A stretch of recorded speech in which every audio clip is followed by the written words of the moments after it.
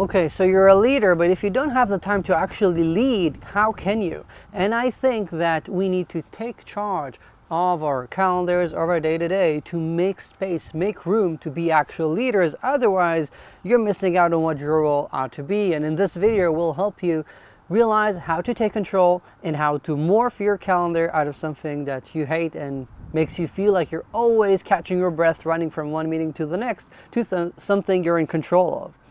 I'm Ben-Yosef. I'm a coach and consultant to tech executives worldwide, and I am enough in control of my time to have been able to do that while also writing 2 books, hundreds of articles, recording hundreds of podcasts, etc. I can help you, and I know how people successfully, as leaders, take hold of their time. And to do that, we'll focus on 3 aspects of time control. First, let's start with permission. Something that I see a lot of people struggling with is realizing that you're entitled to take control of your time. We seem to think that whatever people slap on our calendars should make sense. We, as leaders, are supposed to always be available, always be there, not be too diligent about picking how we use our time, because if you're not available, are you really a good manager? I'm sorry, but your role is not to always be there like some sort of helicopter parent. No, that's not your role. And let's start by understanding that you have permission. You should just take the initiative and decide to wield your time better. That doesn't mean that you should be offline for weeks as your team needs you. Of course not. However, it does mean that in order to create a healthy team, it should probably be able of working for a while without having direct access to you that's always synchronous. So that's fine, and you should allow yourself to do that. When you're thinking about how that looks like, taking that permission, it's as simple as telling yourself, okay, I don't have to be always at the beck and call of every employee. I can be offline for an hour or 2 from time to time to think, just like anyone else might be, and the team shouldn't explode if you're not there immediately.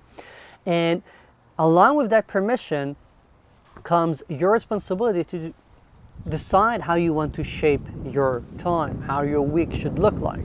So you can allow yourself to take out a few chunks of time and decide how your calendar should look like, as in, meetingless Mondays, I'm guessing. I'm not pro that. I'm more pro deciding just, on slots of time where I'm having meetings. Do you want to have more meetings in the morning, in the afternoon, whatever works for you? You can have days that are dedicated to a certain type of meetings, like one-on-ones. You can have days that have less meetings, but realize that doing that, taking responsibility and trying to proactively shape your calendar to fit your needs as well, and not just what your team needs, doesn't make you a bad leader. It just makes you responsible. So that's one. Number 2 is realizing exactly how your time should be spent, which is something we rarely think about. When I talk to leaders, when I talk to CEOs also, and I ask them, what should your ideal week look like? How should you be spending your time? They rarely already have an answer, because it's something they never have taken thought of. They're just, going day by day as things evolve. But that shouldn't be the case. You can decide how your ideal week looks like. And again, ideal, as in, I'm guessing that's not how it's going to turn out the vast majority of weeks. However, if you don't know what you're aiming for, you're not likely to ever get anywhere near that. So think, what is your ideal week? How much should you be spending on sync meetings, working on projects, one-on-ones with people, interviewing, whatever sorts of responsibilities you have? Think for a second, in an ideal team, if things were to work out as they should, how would that look like? I'm hoping you can hear all the choppers that are coming through. Yes, it's war, and we have choppers non-stop here today, and I'm sick of restarting the video. Okay, there are like 4, so I'm stopping for a second.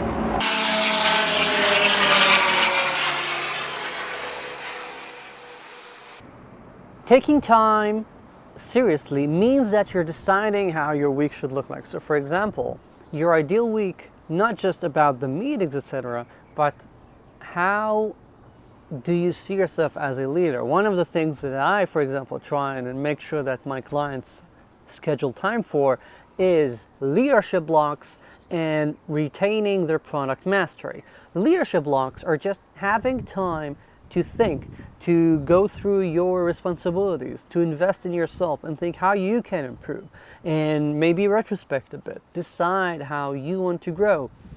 Having the time to consider how the team is doing. If you're always going, back to back, meeting to meeting, when are you doing the thinking? Are you just thinking in the meetings? That means you're never alone with your thoughts, processing and thinking. Maybe you're doing that after work hours, which is not ideal. Leadership blocks is, an hour to a few times a week where you just think and invest in yourself and make some plans and review what you've done. Otherwise, you're not going to be growing enough. For some people, leadership blocks include, for example, our coaching sessions, which is fine. And second, retaining product mastery is about understanding that if you're just doing the day-to-day management leadership, especially as a tech executive like the majority of people I work with, you can very easily find yourself drifting from the product. You're just so focused on the work itself, on new features, on working with your people and coaching them, which is terrific. However, if you don't know what's going on in the business, what your users are saying, what salespeople are currently struggling with, what your competitors are doing, how the market looks like, whatever. If you're disconnected from the product itself, from the business end of the company, you'll end up being solely an executor leader, which is not good enough. So also make sure that you're scheduling some time to remain in connection with the product itself, with the product people, with your clients. Maybe watch some client interviews, go over some usage data, see what people are saying on you on social media, whatever makes sense in your context. But you should be doing this regularly, even if not every week.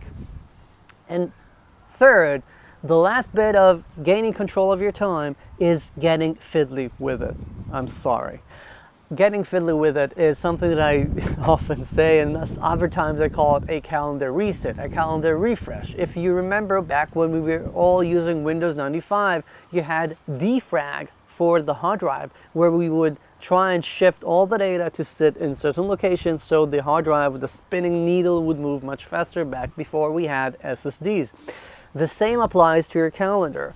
Try and decide how it looks like. So you have, for example, your one-on-ones on the same day, so you're in that mode of thinking and it's not too dispersed throughout the week. That's number one. Another is look at all of the recurring meetings you have, and I'm willing to place a bet on real money right now that not all of those are still relevant, happening at the right recurrence. So maybe it's once a week, but it can be once every 2 weeks, can be shorter, can have less people in them, perhaps don't require you to attend them, and so on and so forth. I've written about this, and if you find this interesting, you should check out my book, which has a whole chapter about your effectiveness, and it's called the Tech Executive Operating System, about how you manage yourself, so you can check that out. However, getting fiddly with it means that you allow yourself to make meetings shorter, to take the 5, 10, 15 minutes at the end of every meeting, knowing that you're making meetings shorter so you have time to physically go to the next meeting, have a bio break, take 5 minutes to write down your thoughts and prepare for the next one, catch your breath.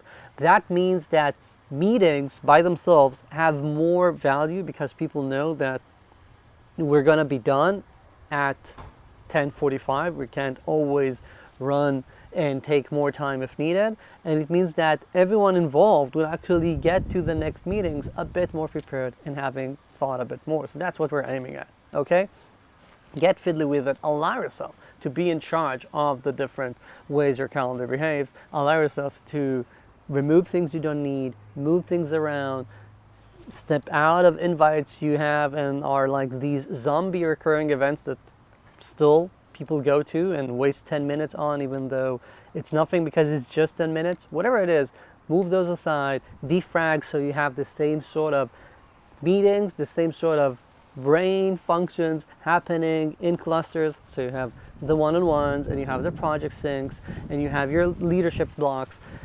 Manage your time so you take control of it, and you should see, and I always tell my clients, you should see an improvement within a week or two. This is not a maybe in a year things will be better. No, you should be aiming to see real results right now within 2 weeks.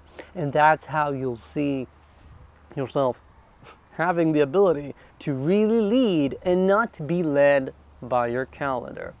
And if you found this useful, I'm betting you'll also find my video about how to wield your first 100 days in a row or the next 100 days also useful, so check that out as well. It should be somewhere here on the screen. Thank you, and I hope to see you on my next video. Ciao.